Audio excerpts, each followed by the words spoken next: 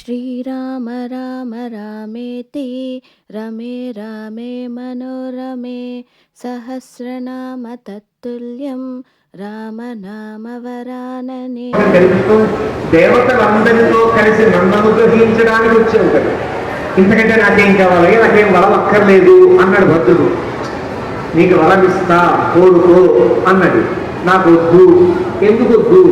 నేను ఇంత తపస్సు చేసి వరం కోరుకుంటే ఏమంటారు లోకంలో, ఈ వరం కోసమే ఇంత తపస్సు చేశారండి అందరూ.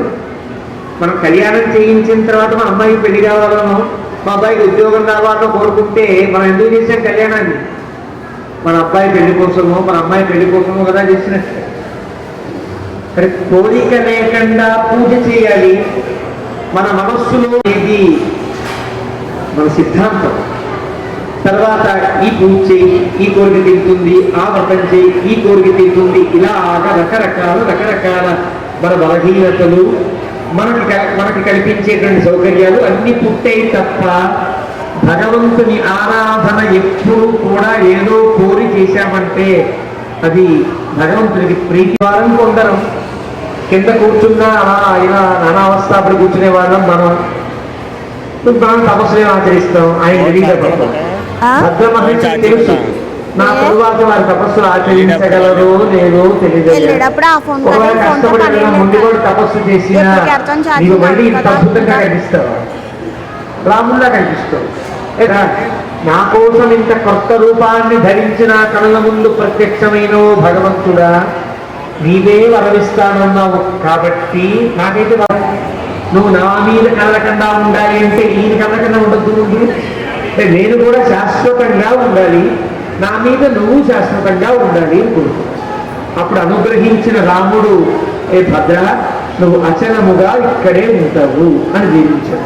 అచలము కదలకుండా ఉండే కొండలా ఉన్నాడు కాబట్టి దీనికి భద్రాచలము. భద్రాచల ప్రాంతం ఒకటి, కానీ తక్కిన 3 క్షేత్రంలో సమగ్రంగా రాముడు ఉండడు. ఇది మనకు తెలియదు.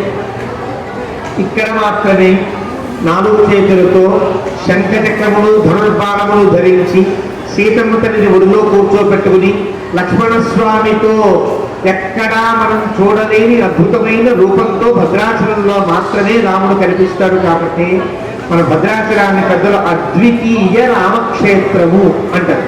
అంటే అర్థం ఇలాంటి రామక్షేత్రం మరొకటి లేదు కాబట్టి ఇది అద్వితీయము అయి అంత గొప్ప క్షేత్రం భద్రాచలం క్షేత్రం. అలా ప్రత్యక్షం అయ్యాడు రామచంద్ర ప్రభు. రామదాసు గారి కథ నీకు కొంతలో కొంత అటు ఇటు కల్పించిన కథైనా తెలుసు కాబట్టి చెప్పను. అలా ఆ భద్ర మహర్షి యొక్క అనుగ్రహం మేరకు ఇక్కడ వెలిశారన్న చరిత్ర వాళ్ళ గురువు గారు రఘునాథ భట్టరాచార్యుల వారి ద్వారా తెలుసుకున్న రామదాసు ప్రాణాలు తెగించి ఇంత అద్భుతమైన రాముడికి గుడి కట్టకపోతే దేనికని తెగించి ప్రాణాలని పణంగా పెట్టి గుడి కట్టారు. కానీ గుడి చిన్నదే కావచ్చు, శిల్పములు బాగా లేకపోవచ్చు, సౌకర్యములు బాగా లేకపోవచ్చు, కానీ భద్రాచలము లాంటి రామక్షేత్రము అయోధ్య కంటే గొప్ప క్షేత్రము అండంలో చిన్నపాటి ఇబ్బంది మనకు కలుగుతుందేమో కానీ వాస్తవమైన అంశం. కారణం రాముడు అక్కడ అవతరించాడు కాబట్టి రామజన్మభూమి అయోధ్య క్షేత్రం చాలా గొప్పది, మనకు సందేహం అయితే ఏం లేదు. కానీ ఎప్పటికీ రాముడిని మనం పెట్టుకోగలిగాము. ఉన్న కదా రాముడిని పెట్టుకున్నాము. అయినా రాముడు ఒక్కడే కదా అక్కడ ఉంది, సీతమ్మ ఎక్కడ ఉంది, లక్ష్మణస్వామి ఎక్కడ ఉన్నాడు. కానీ 1000 సంవత్సరముల క్రితం మనం సాధారణంగా చారిత్రకంగా పరిశీలిస్తే రాముడు పుట్టింది అయోధ్యలో, సీతమ్మ పుట్టింది నేపాల్లో జనకపూర్లో. ఆవిడ అక్కడ పుట్టింది, ఆయన అక్కడ పుట్టింది. కానీ మన తెలుగునాడు ఈ క్షేత్రంలో సీతారాముడు కలిసి కదా పుట్టారు. ఇక్కడ పుట్టడం అంటే అర్థం కనిపించారు కదా. కాబట్టి సీతారామ జన్మభూమిగా, రామాయణ కథా హృదయముగా, అద్వితీయ రామక్షేత్రముగా, చతుర్భుజ రామక్షేత్రముగా ఉండే ఏకైక క్షేత్రం మన భద్రాచల ప్రాంతం. ఇక్కడ ఉండే రాముడు వైకుంఠము నుండి దిగి వచ్చిన రాముడు కాబట్టి ఈ రాముడిని వైకుంఠరాముడు అని పిలుస్తారు. ఈ రాముడు ఓంకార స్వరూపంలో ఉన్నాడు కాబట్టి లోపల ఉండే మూర్తిని చూస్తే నీకు అర్థమవుతుంది. దాని గురించి చెప్పాలంటే చాలాసేపు పడుతుంది కాబట్టి చెప్పను. ఇక్కడ ఉండే రాముడిని ఓంకార రాముడు అని అంటారు కాబట్టి అదొక అందమైన పేరు రాముడికి. 3వ పేరు ఒకటి, చాలా గొప్ప పేరు భద్రాచల రాముడికి ఉండే ప్రత్యేకమైన పేరు. పేటెంట్ హక్కు అంటారే, అలాంటి పేటెంట్ హక్కు పొందిన పేరు భద్రాచలంలో రాముడికి. ఏం పేరు అది? సీతమ్మ తల్లిని ఇక్కడ సీతాదేవి, జానకి రాముడు, సీతమ్మ తల్లి అను మాత్రమే అనరు, మరొక పేరుతో పిలుస్తారు. కరెక్ట్.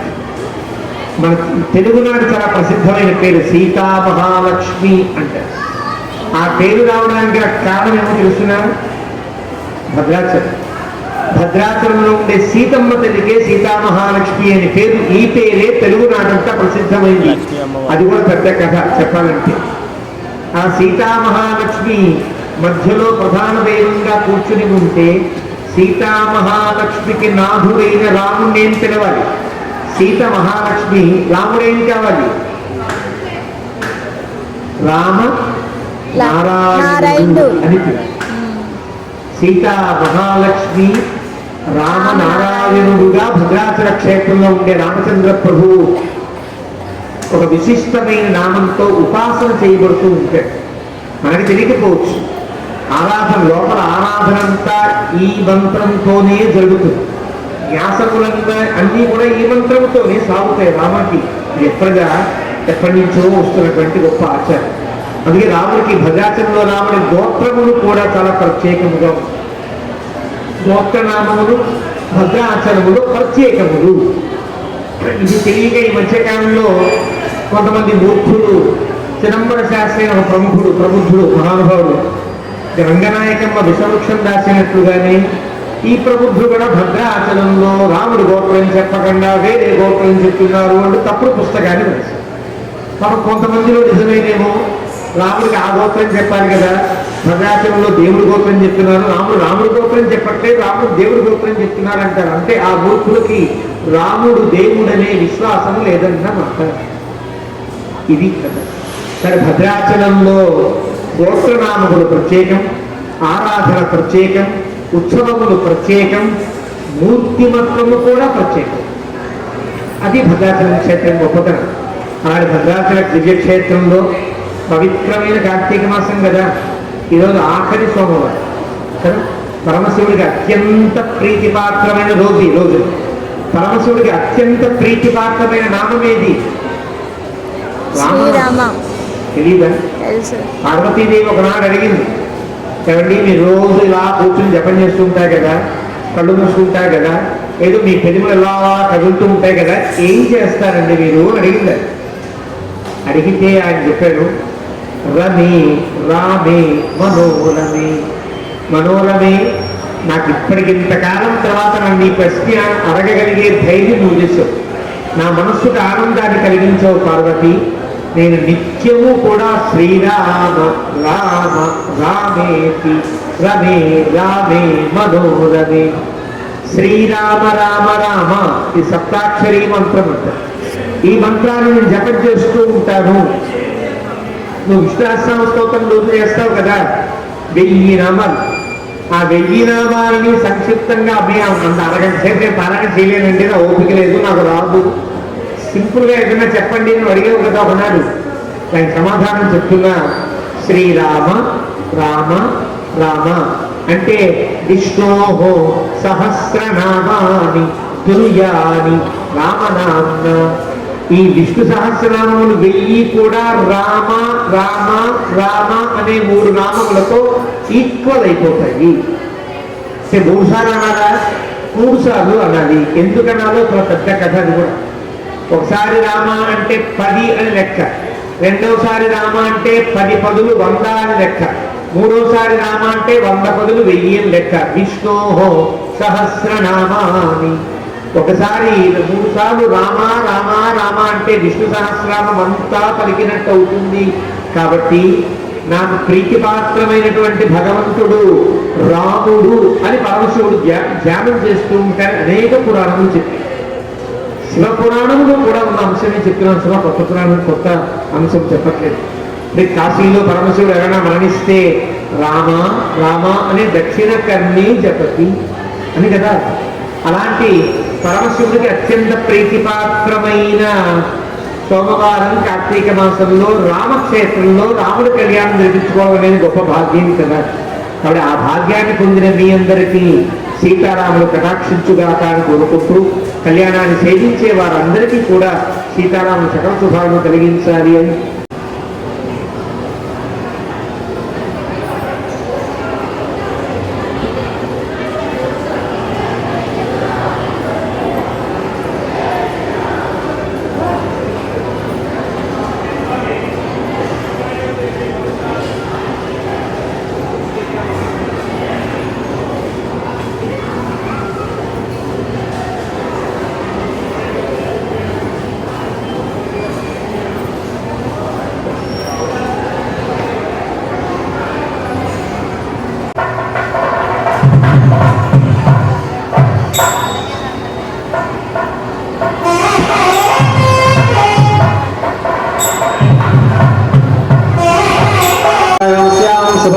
भगवतो देवदेवस्य यदासंवज्जप्तं श्रियमुद्वाहयिष्ये ॐ हवं परिहवं परिवादं परिक्षवं दुःस्वप्नं दुरिदन्द्विषद्भ्यादिशाम्यहम् अनभो ब्रह्मयोगविषगणयभ्यासनं लोकस्य सुभमप्तजामि स्वामिवारिని ద్వితీయ యజ్ఞోపవేతారణ జరుగుతుంది. ఇంకా నమస్కారం చేసుకోండి.